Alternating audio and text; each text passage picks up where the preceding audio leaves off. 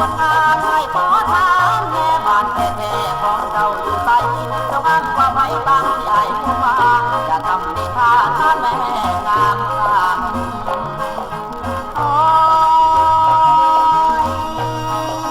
น้อ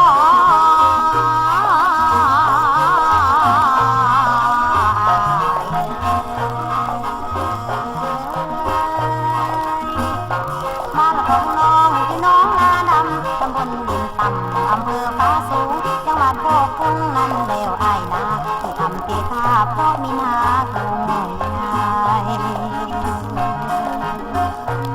แต่เม่นมาโน่ซ้ายพ่อคนงามต้องขอทำเมบ้านแท้ๆของอ้ายนิสัยเป็นลูกไส้ไผ่ไม่มีเมียแล้วบ่ลูกเจ้าบ่นอพ่อไปวัดไปว่า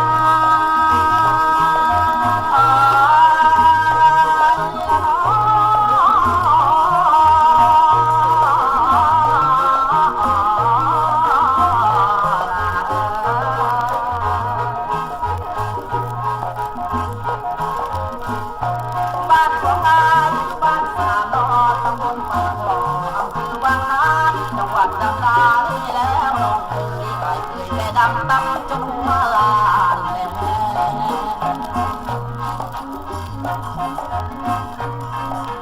ป่าละน้อ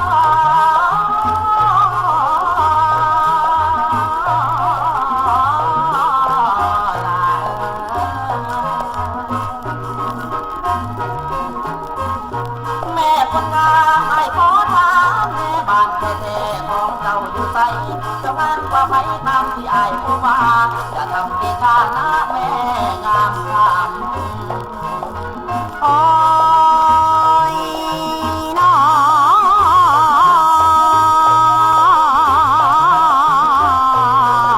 แก้วโลละเลียง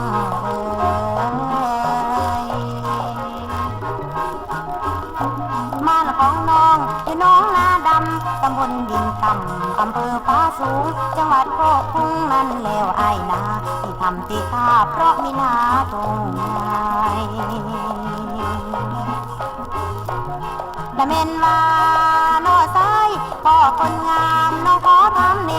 บ้านแท้ๆของอ้ายอยู่ไสเป็นลูกไส้ไผ่แม่นมีเมียแล้วบ่ลูกเจ้าบ่รอพ่อไปวัดไปว่า